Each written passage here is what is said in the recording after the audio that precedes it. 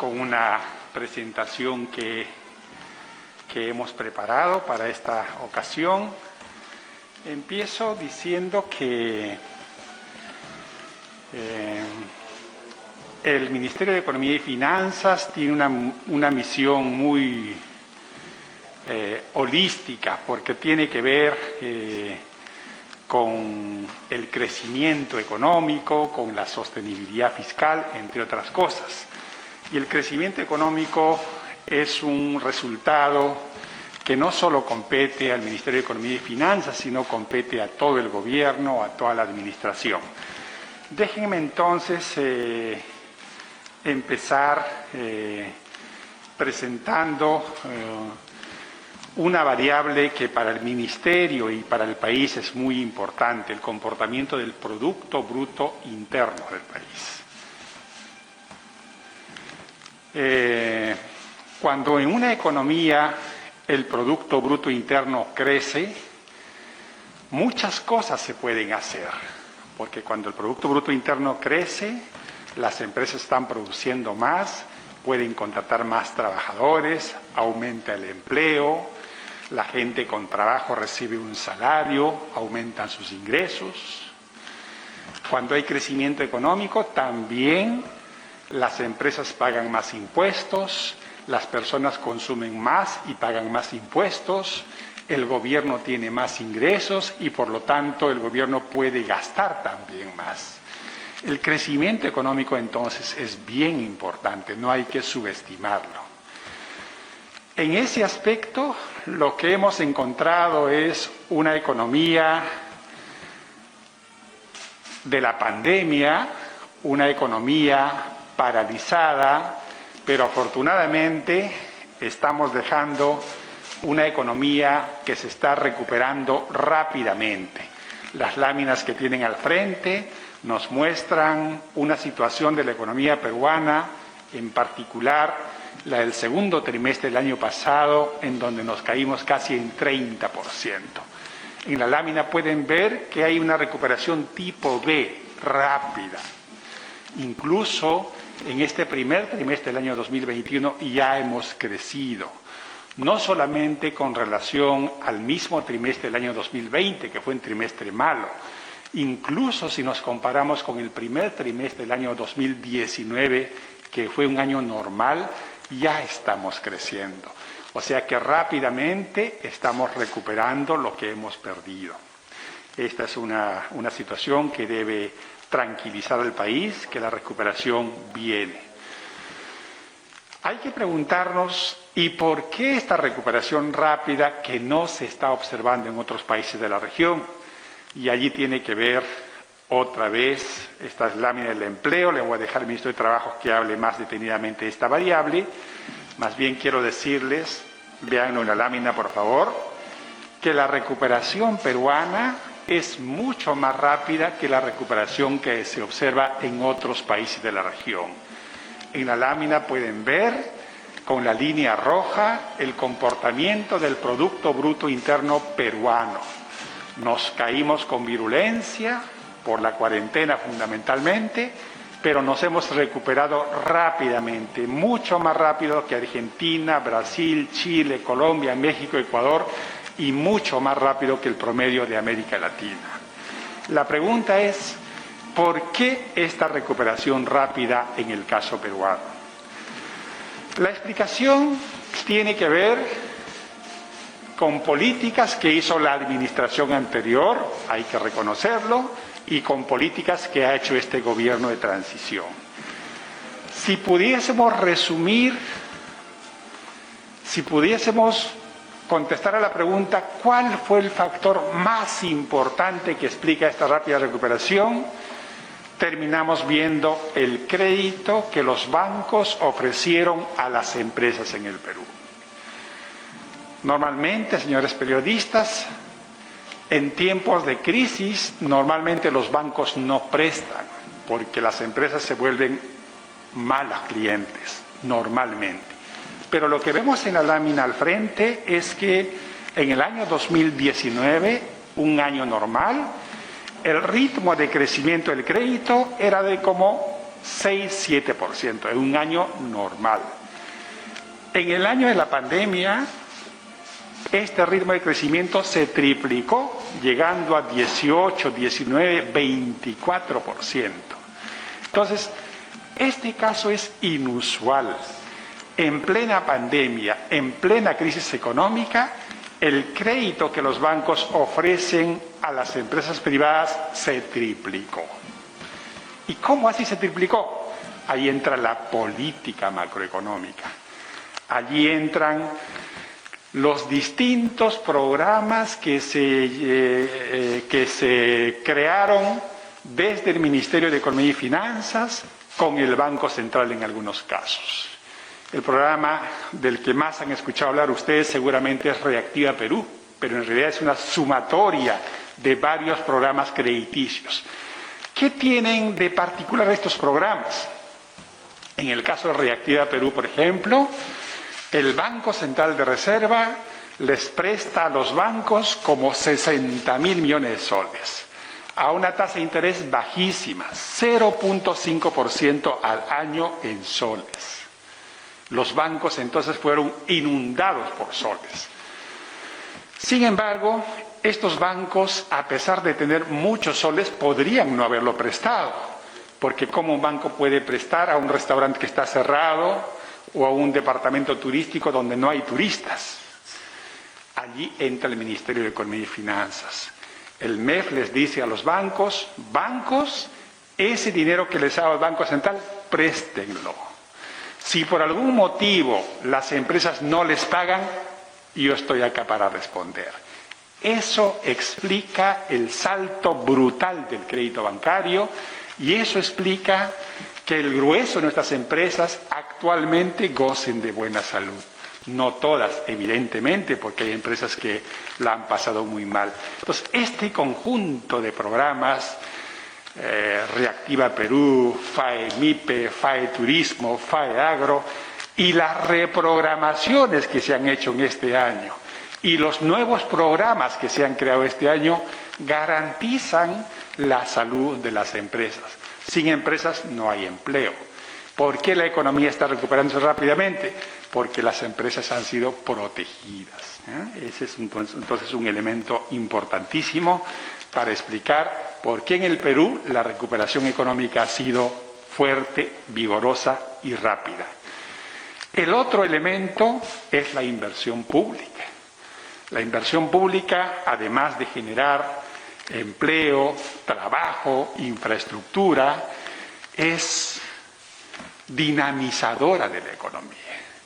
En la lámina que tenemos al frente podemos mostrar que el volumen de inversión pública en lo que va de este año, enero-junio, es el volumen más grande de la historia peruana. O sea que el Estado está contribuyendo fuertemente a la recuperación macroeconómica, haciendo que los gobiernos regionales, los gobiernos locales inviertan. Desde el MEF hemos estado apoyando a todos los ministerios, a los gobiernos regionales, a los municipios para que inviertan el dinero que se les ha otorgado y eso es lo que hemos logrado.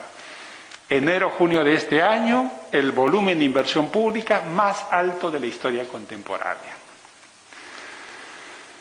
Y allí pueden revisar ustedes todo lo que hemos estado haciendo para que pueda materializarse esta inversión pública voluminosa, creadora de empleo, reactivadora. Y otra labor que no es propiamente el Ministerio, pero que el presidente nos ha encomendado es a salud lo que necesite.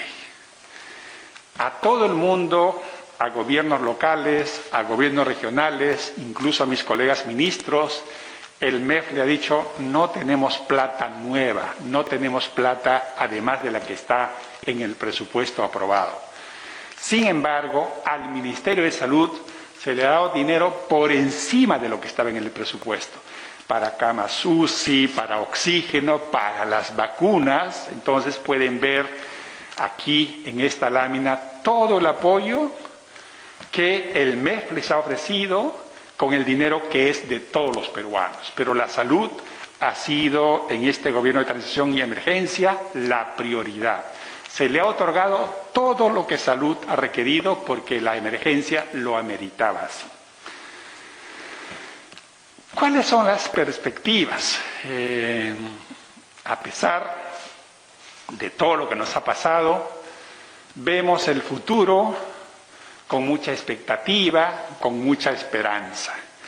Vemos un país recuperándose rápidamente y vemos un país que se recuperará en parte por lo que estamos haciendo con el programa crediticio, en parte por lo que estamos haciendo con la inversión pública y en parte, quizá más importante que todas las anteriores, porque ya tenemos vacunas.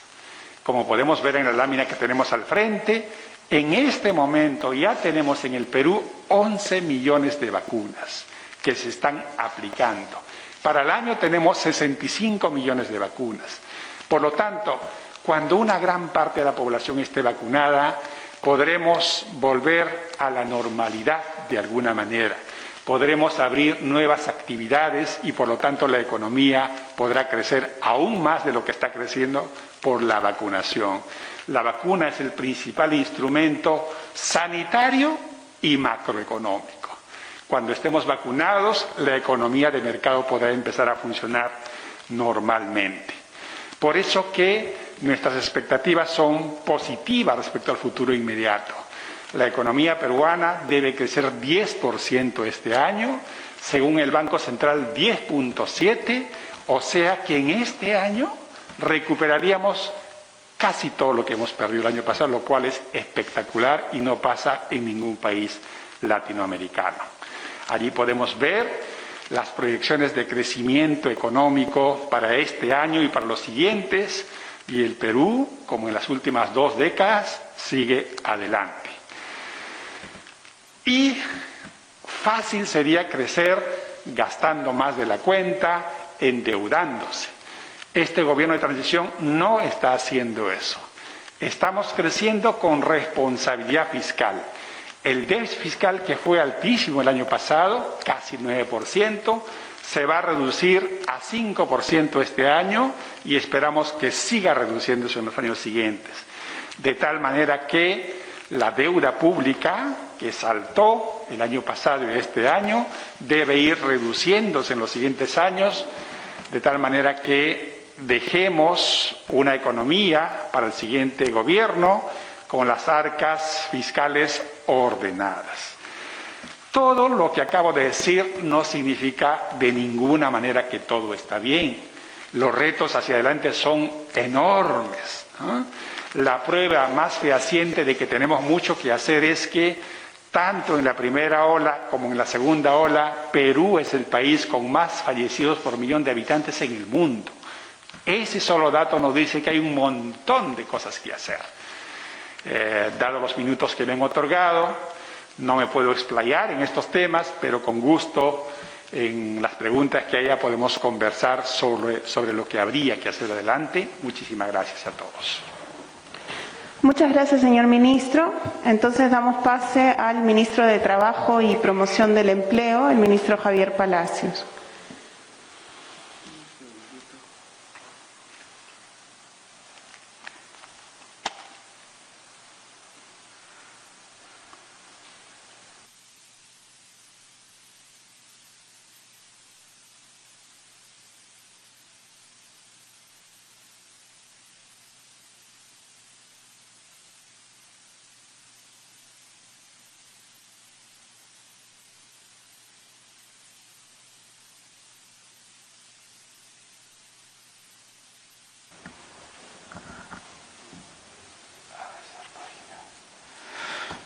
Muy buenas tardes con todos y todas.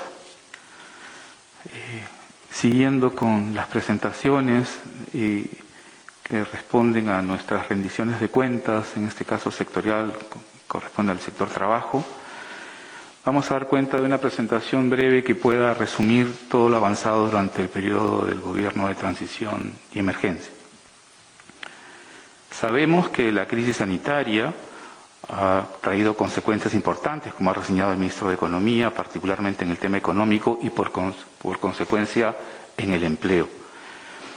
Y dentro del empleo, ciertamente los segmentos más golpeados han sido los más vulnerables: mujeres, jóvenes y trabajadores informales. En el 2020, más de 2.200.000 personas tuvieron que dejar de trabajar como resultado de las medidas de aislamiento que se tomaron particularmente a partir de entre marzo y mayo. Y eso significó una caída del 13% del empleo. Sin embargo, en el primer trimestre del 2021, tal como ha dado cuenta el ministro de Economía y las cifras que se tienen, el empleo se ha reducido en el primer trimestre en 1.7, que es la cifra más baja que tenemos respecto del último año y medio.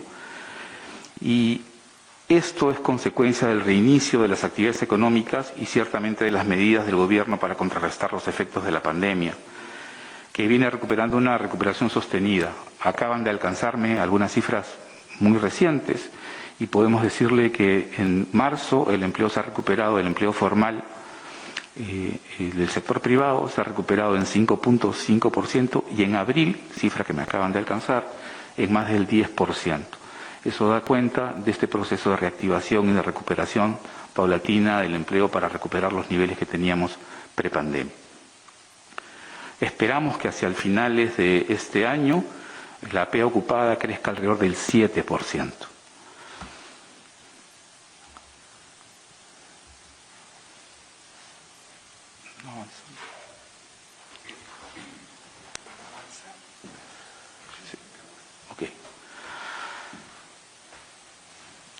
En este contexto, para afrontar los efectos negativos de la pandemia, desde el Ministerio de Trabajo hemos trabajado articuladamente con los demás sectores del gobierno, con gobiernos regionales, con gobiernos locales, en 3 grandes ejes de intervención. El primero es el del...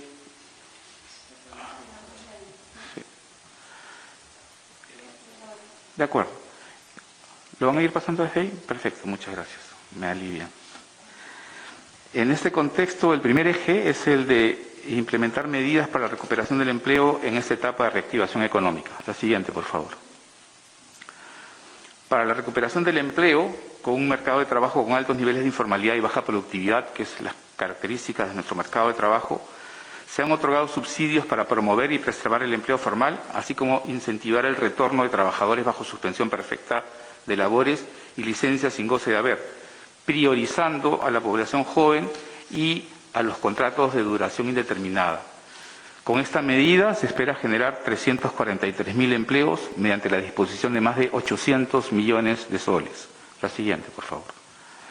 A la fecha ya se han subsidiado más de 291.000 nuevos empleos, que corresponden a más de 41.000 empresas por un monto de más de 218 millones de soles, comprendidos entre los meses de noviembre y marzo.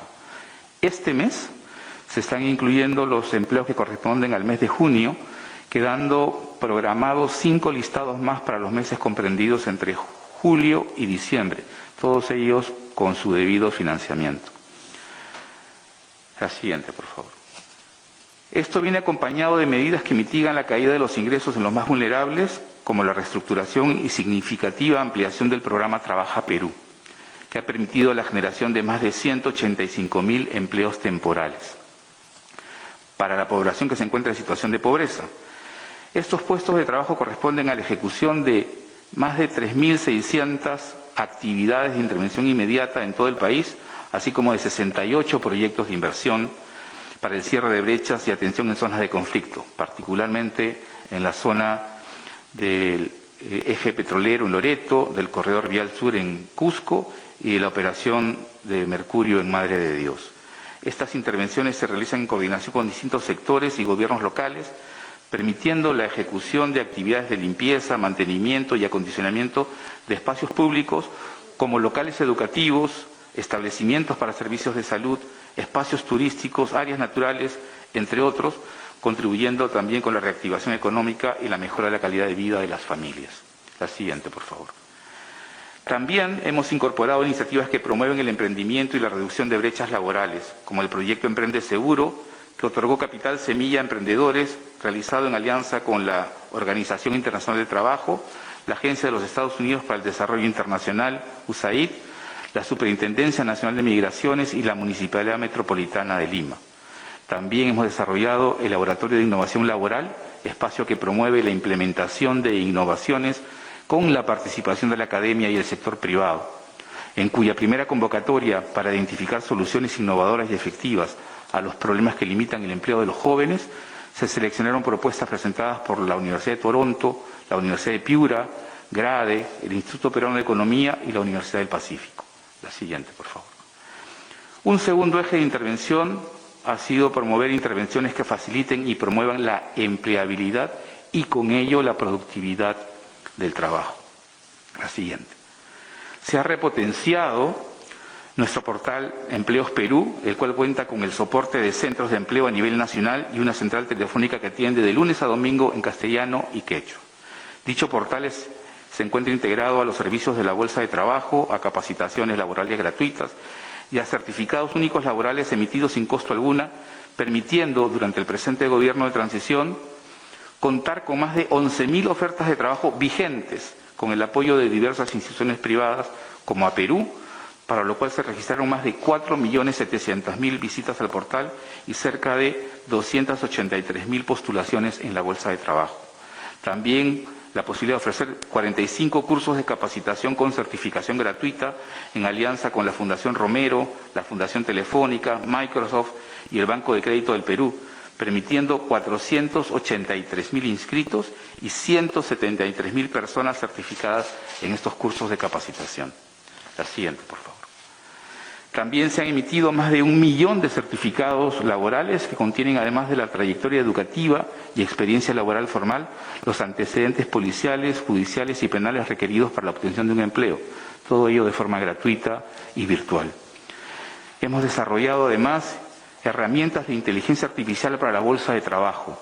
Esta importante mejora permite la búsqueda de empleo a través de la identificación de vacantes con mayor probabilidad de colocación en función al perfil del buscador de empleo y a las brechas entre su hoja de vida y la demanda del mercado laboral. A ello se suma la sugerencia de cursos de capacitación a fin de aumentar los niveles de empleabilidad. Estas herramientas ya estarán implementadas a manera de piloto desde la próxima semana. Conscientes que las nuevas tecnologías están impulsando una creciente demanda de habilidades digitales, hemos establecido alianzas con el sector privado para fortalecer y desarrollar dichas competencias. En ese sentido, gracias al convenio suscrito con Cisco, lanzamos la beca Empleabilidad Digital, cuyo objetivo es capacitar a quienes buscan empleo o necesitan capacitarse para hallar uno mejor en respuesta a las consecuencias del COVID-19. La siguiente. Con ello, se han otorgado 3.000 becas con certificación gratuita en materias de competencias tecnológicas, registrándose más de 55.000 postulaciones en sus 2 convocatorias. Los primeros 600 beneficiarios iniciaron clases en el mes de abril y los 2.400 restantes en la pasada quincena de junio. La siguiente.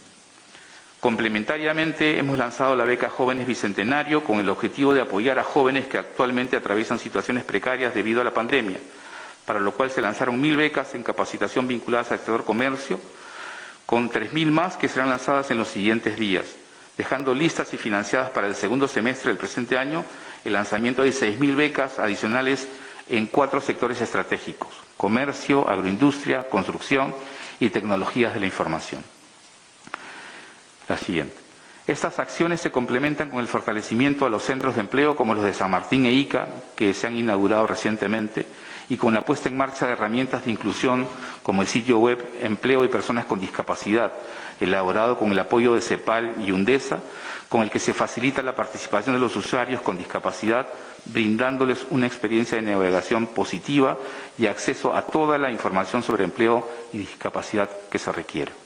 La siguiente. El último eje, el tercero, es el de intervención en la promoción de un trabajo seguro y con derechos. La siguiente. Para ello, en base a un productivo proceso de diálogo social con diversas representaciones del sector trabajador y empleador involucradas, en el presente gobierno de transición se reglamentaron las leyes que mejoran los derechos laborales de los trabajadores agrarios y de los trabajadores del hogar.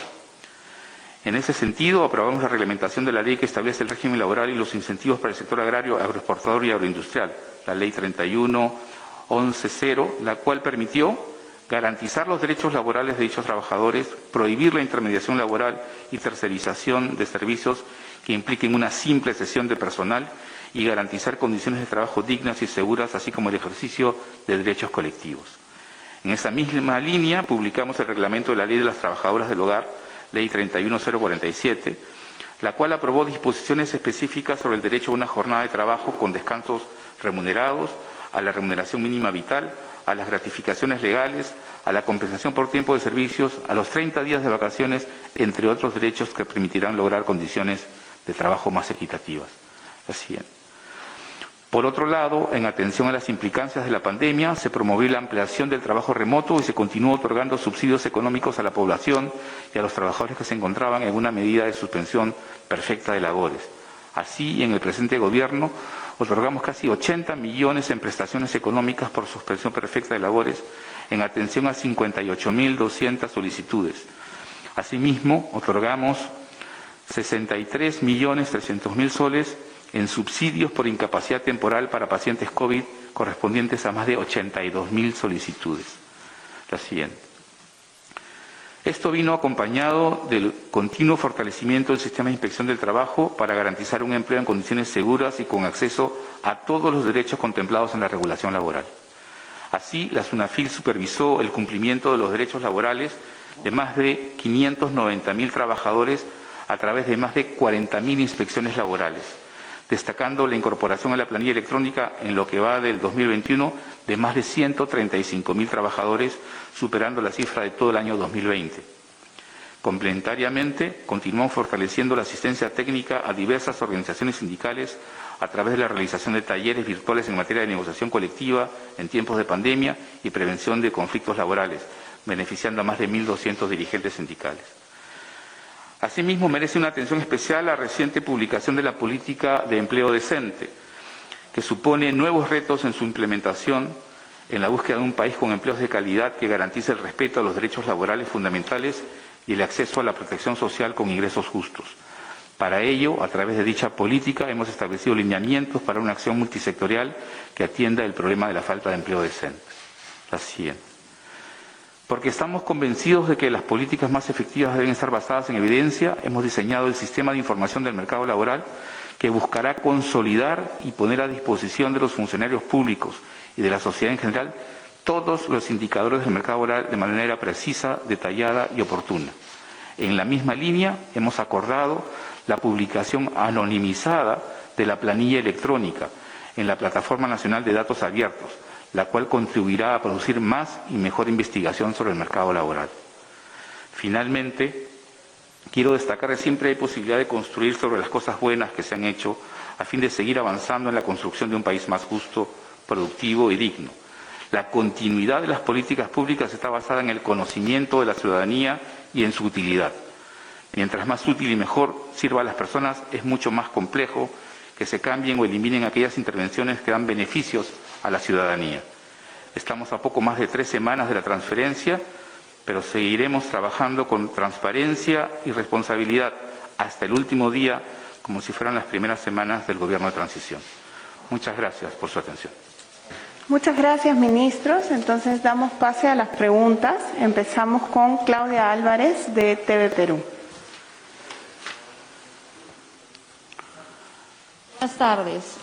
Ministro Mendoza, ¿de qué depende que la recuperación económica se mantenga en el tiempo y logremos los índices antes de la pandemia? ¿Y cómo incide en esta recuperación el intercambio comercial que actualmente tenemos con el mercado mundial? Hay muchas razones para sentirse optimista respecto a la recuperación. Un elemento que no he mencionado es que el Perú es una economía pequeña y abierta al comercio internacional. Por lo tanto, lo que pase en el mundo nos importa muchísimo. Este año la economía mundial va a crecer casi en 6%. Esa es una tasa de crecimiento de las más altas desde principios de los 70.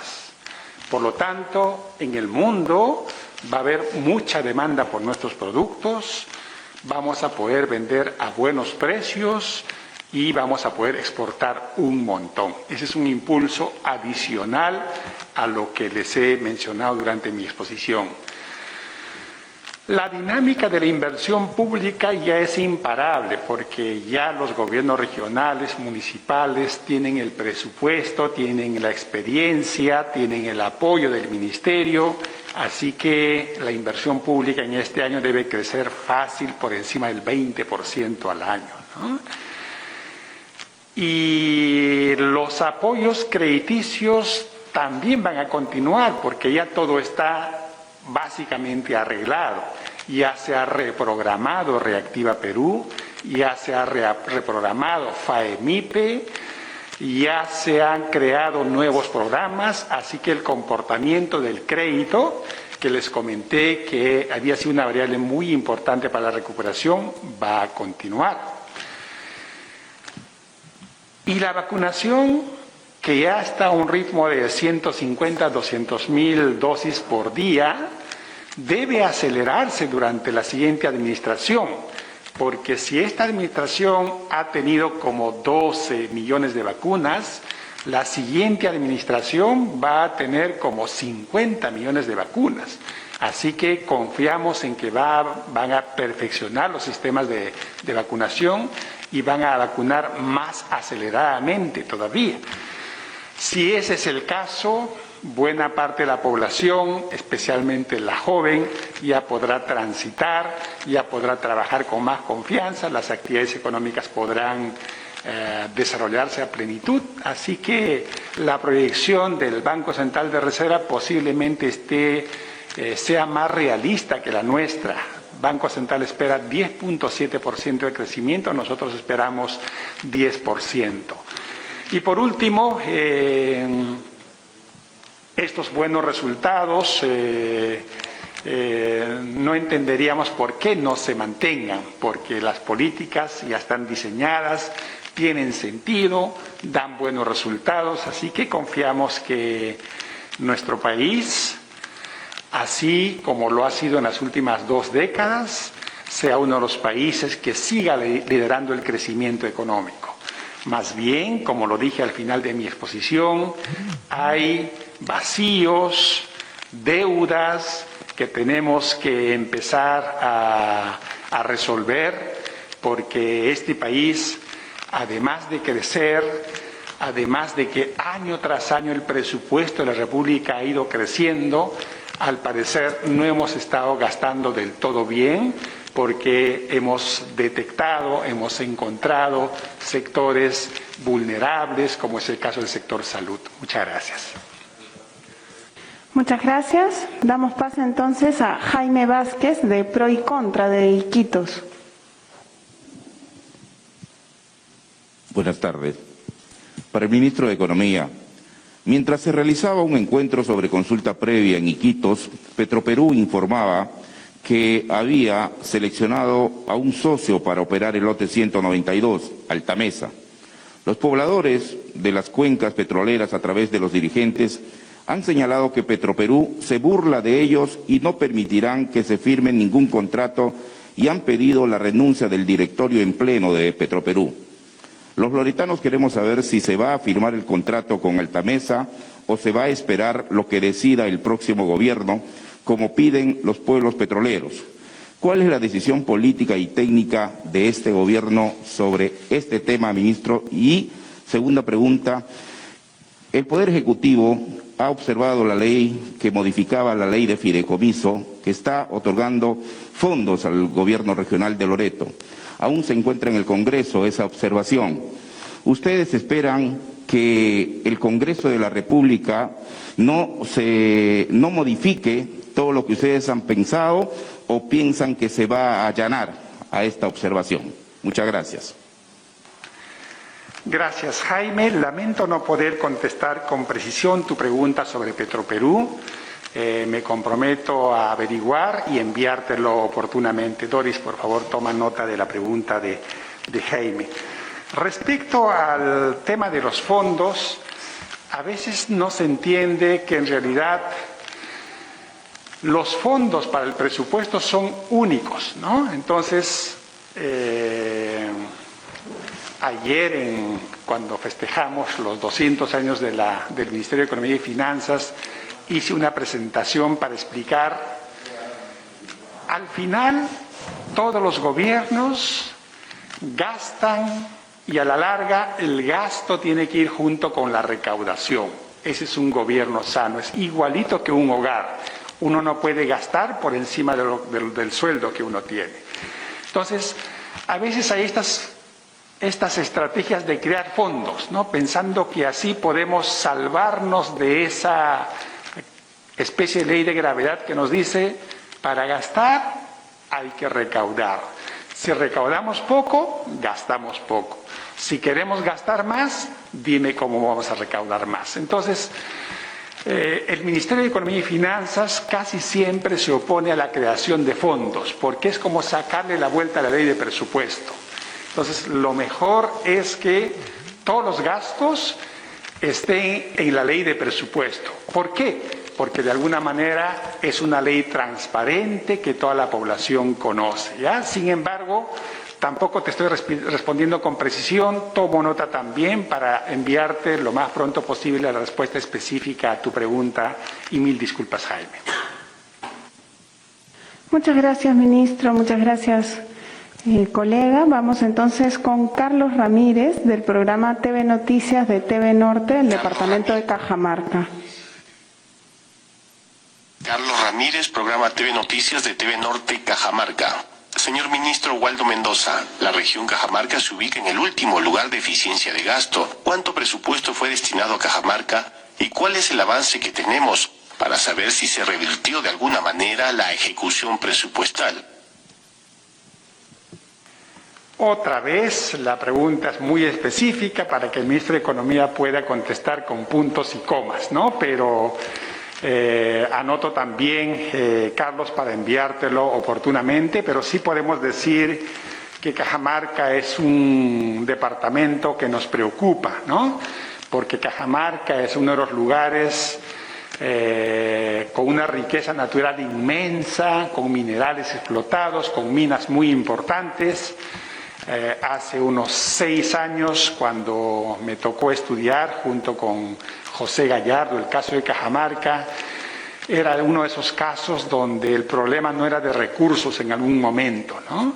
En algún momento Cajamarca fue un departamento donde los gobiernos regionales, donde los gobiernos locales tuvieron ingentes recursos, pero transitoriamente el nivel de vida subió, transitoriamente los alquileres, el precio de las casas subió y conforme las minas empezaron a debilitarse, porque así son las minas, son transitorias, Cajamarca empezó a debilitarse también, ¿no? Entonces, Cajamarca es uno de esos casos que hay que estudiar con cuidado, porque es un departamento con muchos recursos, pero que no han dejado una mejora permanente en el sentido de un alivio permanente de la pobreza, de la distribución del ingreso. Y como en el caso de Cajamarca, a pesar de que tenemos pocos recursos, a veces ni siquiera se utilizan cabalmente todos esos recursos, que es una preocupación que tenemos también en el Ministerio. Vamos a revisar entonces cómo están las cifras de Cajamarca, para enviártelo, Carlos, lo más rápido que se pueda. Muchas gracias. Muchas gracias, ministro. Entonces vamos con Diana Pachacama, de Exitosa. ¿Qué tal, ministros? Buenas tardes. La pregunta es para el ministro de Trabajo. Usted ha mencionado que pese a la pandemia el ritmo de crecimiento, hablando de préstamos, se ha triplicado. ¿Podría detallarnos cuántas empresas han quebrado producto de la pandemia y si conoce de otras que están trasladando sus capitales para invertir en otros países ante el temor del plan de gobierno de Perú Libre? Y también para el ministro de Economía le agradeceré a cuánto asciende la inversión del Banco Central de Reserva para poner freno al alza del dólar. Y si me pudiese responder, en la Comisión de Trabajo del Congreso han aprobado un dictamen para otorgar pensiones proporcionales entre 250 a 350 soles a los afiliados de la ONP que no llegaron a los 20 años. De aprobarse esta iniciativa en el Pleno, el Ejecutivo, el MEF, ¿va a observar la propuesta o tienen alguna otra alternativa? Gracias. Gracias. No puedo darles dato exacto del número de empresas quebradas porque recordemos que la quiebra de una empresa es un procedimiento legal que tiene, digamos, una serie de requisitos y que no es un tema inmediato. Lo que podemos dar cuenta es, como se ha dado, del número de trabajadores involucrados en los procesos de aislamiento, los recortes que ha tenido la población económicamente activa y cómo es que progresivamente se viene recuperando ese número y cómo es que estimamos que para este año vamos a crecer en 7% de esa población económicamente activa. Podemos darle el número de datos de empresas que están involucradas en los procesos de reactivación a través del subsidio, más de 41.000 empresas con casi 280.000 trabajadores involucrados, con una inversión que al momento supera los 240 millones de soles, pero que se estima en alrededor de 800 millones para ayudar a que ese empleo que se perdió se recupere, y se recupere de manera gradual, en función además de un crecimiento del producto que genera crecimiento del empleo, como ha señalado el ministro de Economía, que se estima por encima del 10% para este año. Respecto a la pregunta sobre el Banco Central, nuestro Banco Central desde el año 2002 tiene una política predecible y una política que ha sido reconocida como una de las políticas mejor diseñadas en América Latina. En el caso del tipo de cambio, lo que hace nuestro Banco Central es procurar que el tipo de cambio no fluctúe demasiado. Esa es su función, procurar una volatilidad exagerada del precio del dólar. Si ustedes tienen unos minutos y revisan el comportamiento de los tipos de cambio en América Latina, en Chile, Colombia, Brasil, Argentina, van a detectar que esos tipos de cambio de países que no son el Perú fluctúan un montón. Fluctúan, suben fuertemente, bajan fuertemente. El Banco Central peruano ha considerado que esas bajadas y subidas son perniciosas. El dólar debe moverse, pero no debe moverse tanto. Entonces interviene. Cuando observa una volatilidad exagerada, si el tipo de cambio está subiendo exageradamente, el Banco Central vende dólares. Si está bajando exageradamente, compra dólares. En la actual coyuntura ha vendido como 2.000 millones de dólares, pero tiene como 80.000 millones de reservas internacionales, así que ha operado como ha estado operando en los últimos 20 años, así que hay que felicitarnos por la manera como el Banco Central hace su política monetaria. Respecto al proyecto de ley que me mencionas, Diana, no tengo conocimiento, tendría que leerlo para hacerme una opinión al respecto. Muchas gracias. Muchas gracias. Damos paso entonces a Jonathan Carlos Clemente del diario El Sol del Cusco. Buenas tardes, mi nombre es Jonathan Carlos Clemente y soy periodista del diario El Sol de la región del Cusco. Mi pregunta es para el ministro de Economía y Finanzas, Waldo Mendoza. Ministro, en regiones como el Cusco se han realizado durante la pandemia varias movilizaciones en reclamo por el incesante incremento del precio del gas doméstico, que actualmente supera ya los 50 soles, acusando que habría una concertación de precios por parte de las empresas envasadoras. ¿Qué está haciendo el gobierno para frenar este incremento diario que genera dolores de cabeza en los hogares, por lo menos de la región cusqueña? Tendría que analizar con cuidado el tema, pero lo que sí les puedo decir es que en el Perú los precios los determina el mercado local o el mercado internacional. En el caso de la gasolina, por ejemplo, en las últimas semanas ha estado subiendo de precio. ¿Por qué? Porque importamos el petróleo para hacer la gasolina. El precio del gas sigue también de cerca al comportamiento del petróleo. Entonces, algo de eso hay. Lo que pasa es que el mundo se está reactivando. Estados Unidos va a crecer fuertemente. El mundo, como ya les había adelantado, va a crecer a la tasa más alta desde 1973. La demanda mundial está subiendo. El precio del petróleo, el precio del gas en el mundo está elevándose rápidamente. Algo de eso debe estar pasando en el Cusco, aun cuando mi respuesta es incompleta, porque nosotros producimos gas. Prometo también investigar y responderles con más precisión a esta interesante pregunta. Muchas gracias. Vamos entonces con Víctor Reyes, de RPP. Buenas tardes, ministro Mendoza. ¿Cómo está? Usted mencionaba que tenía una proyección de un crecimiento de 10% para este año. ¿Usted cree que el desempeño del siguiente Congreso, el Congreso que va a entrar, que ya está electo, podría modificar a la baja esa expectativa de crecimiento? ¿Y qué consejo en todo caso le daría a los próximos congresistas para que no afectar las cuentas fiscales del Perú? Y para el ministro Palacios, primero, ¿cuál es la posición del Ejecutivo ante la autógrafa de la nueva ley de teletrabajo que fue aprobada por el Congreso y que tienen plazo, entiendo, hasta la próxima semana para pronunciarse? Y también usted mencionaba lo de la suspensión perfecta. Quería consultarle a cuántas empresas el Ministerio de Trabajo le ha rechazado sus solicitudes para suspender a trabajadores. Se conocen algunas, pero queríamos saber si tenían una cifra más consolidada.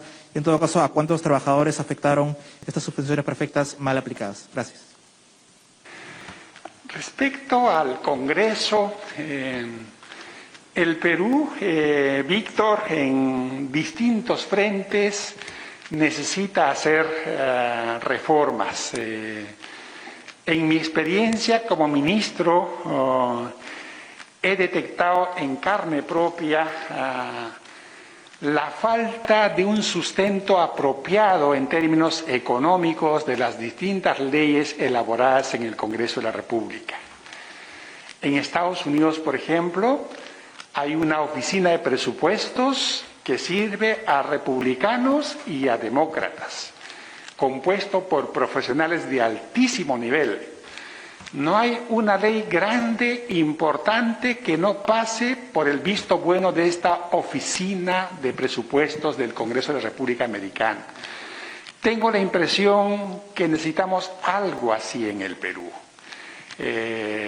porque las buenas intenciones no son suficientes para tener una buena ley. Una ley tiene que estar sustentada, argumentada, tener un análisis costo-beneficio. Lamentablemente, durante mi gestión en el Ministerio de Economía y Finanzas, hemos tenido que observar varias leyes, hemos tenido que mandarlas varias al Tribunal Constitucional, en parte por su inconstitucionalidad, en parte porque no son buenas para el país, a pesar de que intentan favorecer a sectores vulnerables. Entonces, si alguna sugerencia daría es tener lo más urgente posible una oficina de expertos técnicos que asesoren a los congresistas. Los congresistas no tienen por qué conocer todos los temas. Yo mismo me asesoro con mis técnicos. Entonces, más razón para que los congresistas, que son democráticamente elegidos, que tienen distintas profesiones, reciban una asesoría especializada, de tal manera que ninguna ley pase sin el visto bueno, profesional, tecnocrático de esta comisión que yo sugeriría tenerlo urgentemente. Así garantizaríamos que tendríamos buenas leyes y el que me reemplace no tendrá que ir observándolas o mandándolas al Tribunal Constitucional.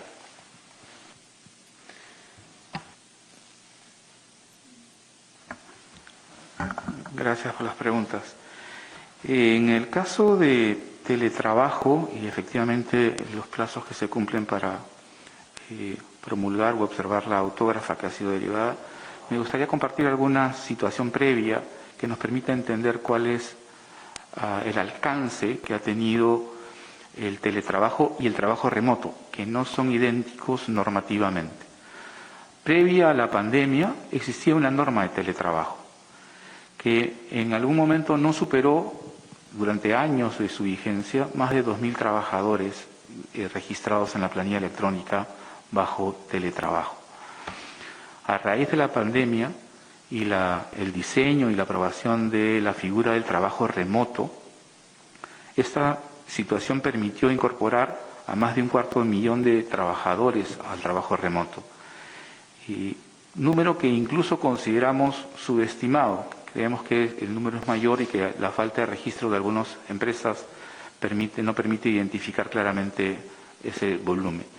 Lo que creemos en relación a la ley en general es que se deben dotar de condiciones que garanticen la viabilidad y que no obliguen al retorno de trabajadores al trabajo presencial, más aún en medio de la pandemia. En esa línea estamos todavía cerrando los informes que no solo hace el Ministerio de Trabajo, sino que hace más de un sector, para poder consolidar la opinión del Ejecutivo, que será transmitida al Congreso en los siguientes días. En relación al tema de suspensión perfecta, lo que tenemos que decir ahí es que tenemos hoy por hoy, en realidad, una situación casi residual de la suspensión perfecta. En la medida que la mayor parte de las empresas han retomado su volumen de actividades y su capacidad de producción, el número de trabajadores, que en algún momento fue más de 180.000 involucrados en suspensión perfecta, se ha ido reduciendo paulatinamente y, si no mal recuerdo, la cifra correspondiente al mes de marzo o abril ha estado alrededor de los 4.000 trabajadores, siendo de alguna manera marginales para los sectores que aún tienen restricciones por aforo o por condiciones sanitarias, el restablecimiento de su trabajo. En términos de proporciones, a nivel nacional, recordemos que ha sido transferida la competencia a los gobiernos regionales para el caso de las aprobaciones de estas suspensiones perfectas. Lo que hay es una proporción nacional de alrededor del 50-50 entre solicitudes presentadas y solicitudes aprobadas. Muchas gracias. Damos paso entonces a Omaira Feijó, de La Voz de Piura. Buenas tardes, ministros. En Piura hay 1.000 empresas que laboran en las playas como Máncora y Colán. Estas empresas daban trabajo a 31.000 personas, pero según el director regional de turismo, solo el 50% ha seguido trabajando tras la pandemia y los trabajadores esperan ser vacunados para poder reactivar la economía. Desde el Ministerio de Trabajo y el de Economía, ¿qué medidas se tomarán para que los empresarios puedan reactivar el resto de negocios y se llegue a emplear a más de 15.000 personas, teniendo en cuenta que el sector turismo en playas mantiene a más de 10.000 familias? Gracias.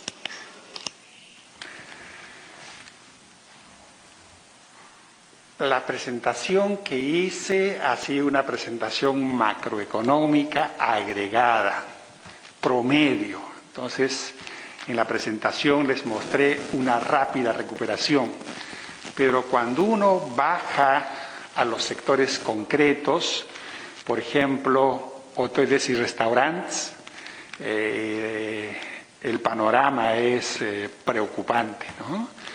El PBI de esos sectores han seguido cayendo en el primer trimestre del año. A nivel de las políticas que hemos diseñado, en algunos casos seguido de la administración anterior, a estas empresas en problemas, de alguna manera, Reactiva Perú, FAEMIPE, FAE Turismo, entre otras, son políticas crediticias que han permitido apoyarlas, por lo menos para tener el capital de trabajo, ¿no? Creo que la recuperación completa se va a ver cuando poco a poco sigamos abriendo la economía. En la siguiente semana el gobierno debe anunciar nuevas medidas de apertura. Como afortunadamente la pandemia parece estar cediendo, la vacunación está avanzando rápidamente, con esa confianza seguramente sectores como el turismo, como el trabajo en las playas de Piura, podrá hacerse a una velocidad un poco mayor.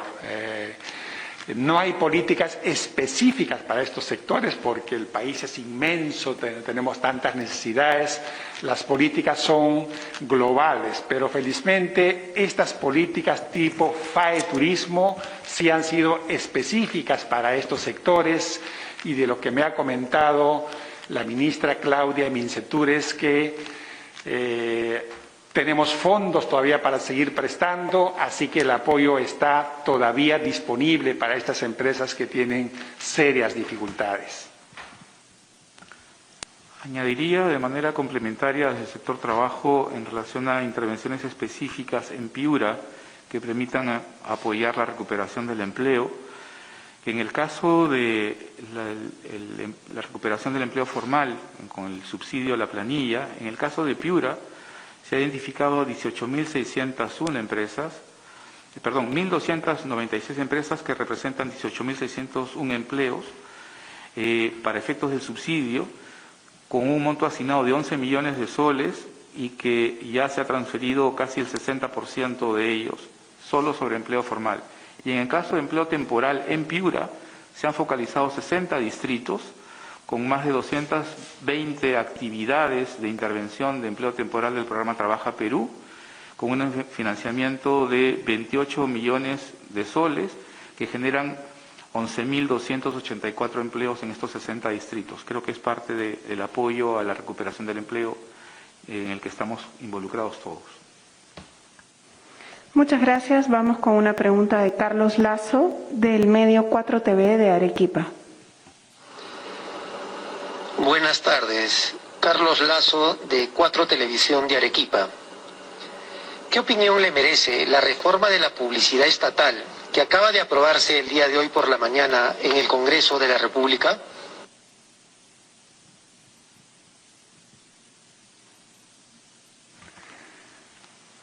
No tenemos conocimiento, creo que el ministro de Trabajo tampoco, sobre esta reforma de publicidad. Ojalá tengan un buen análisis costo-beneficio, por lo menos.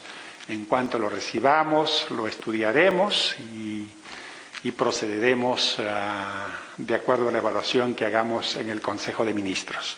Mil disculpas, Carlos, por no tener una respuesta a tu pregunta, pero no lo hemos visto.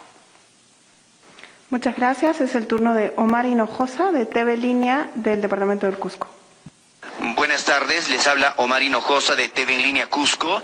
La pregunta sería, ¿cuál es la situación económica que está dejando el gobierno de transición al gobierno que le sigue? Gracias. Como lo expresamos en nuestra presentación, estamos dejando, yo diría que la casa en orden, ¿no? Una economía encaminada, con crecimiento. El empleo siempre demora un poco más, no hay que esperar una recuperación rápida del empleo.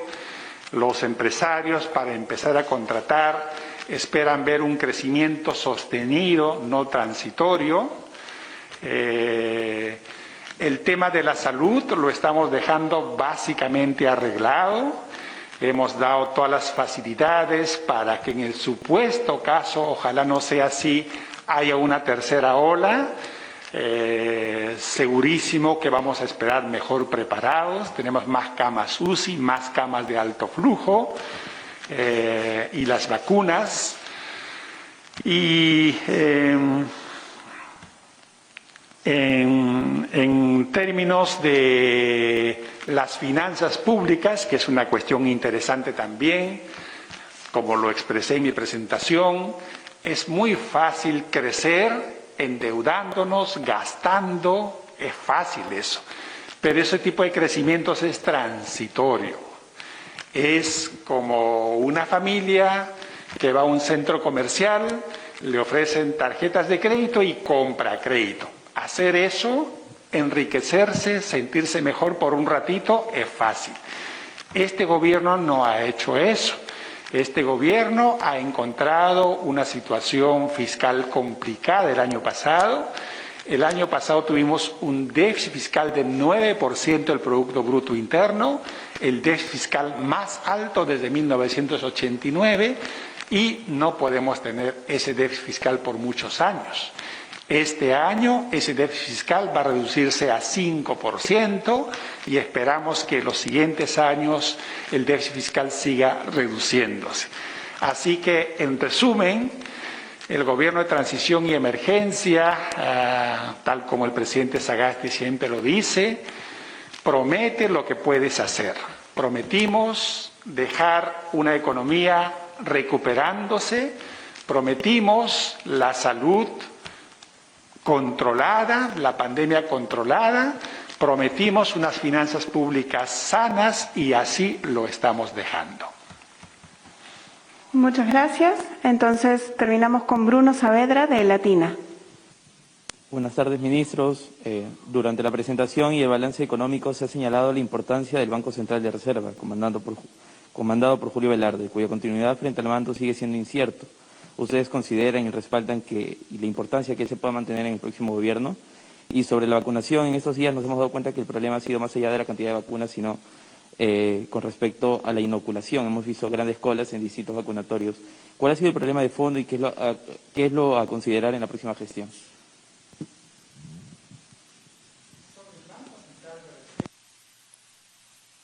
Lo que podemos decir es que es una institución importantísima para la estabilidad macroeconómica.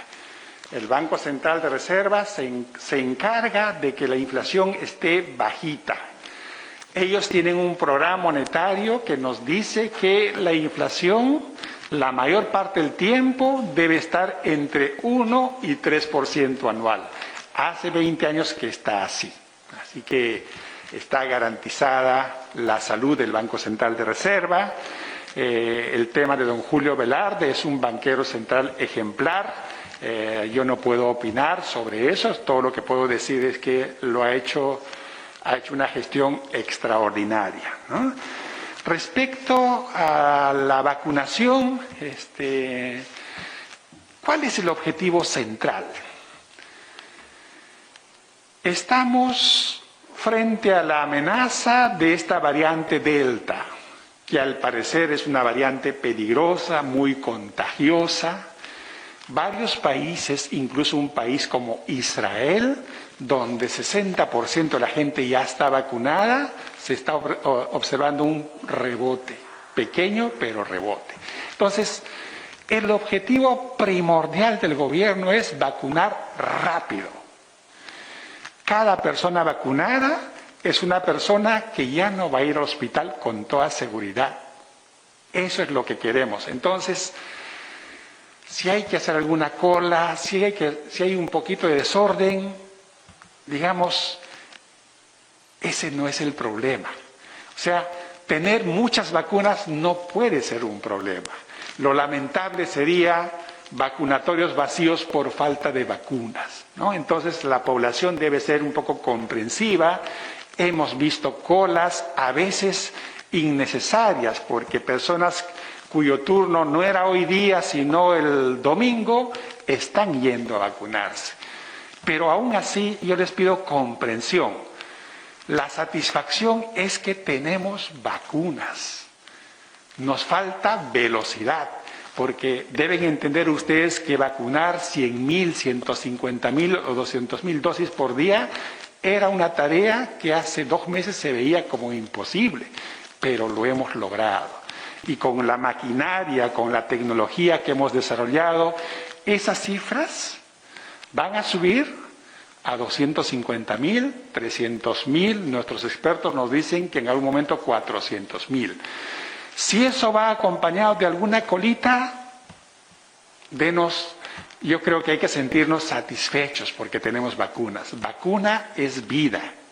Entonces, el gran logro de este gobierno de transición es haber conseguido algo que parecía muy difícil, tener vacunas y además un portafolio donde está la Pfizer, la Sinopharm, la AstraZeneca, un portafolio buenísimo. Así que, además del gol que al parecer acaba de meter el Perú, hay que alegrarnos de que tengamos vacunas. Si hay colitas, alguna molestia, ya no importa. Imaginen, yo hago mi cola de 3 horas y me vacunan, supongamos. Es una alegría. ¿Qué importa la cola? ¿no es cierto? Entonces, eso es lo importante, y este gobierno, el presidente Sagasti, liderada por la Premier Bermúdez y conformado por un equipo espectacular, creo que está cumpliendo con lo que ha prometido y dejamos la casa, como había dicho hace un momento, en orden. Muchas gracias. Esas han sido todas las preguntas. No sé si quieren dar algún mensaje final o... Ministro. Solo agradecer el interés y recordar que el Gobierno de Transición y Emergencia tiene por delante aún 25 días de gestión en los que estaremos involucrados en el cumplimiento de todas nuestras responsabilidades, garantizando esta transferencia ordenada que corresponde a las responsabilidades que el propio presidente Francisco Sagasti ha ofrecido. Así es que estamos seguros de que hasta el último día cumpliremos con esa responsabilidad. Muchas gracias.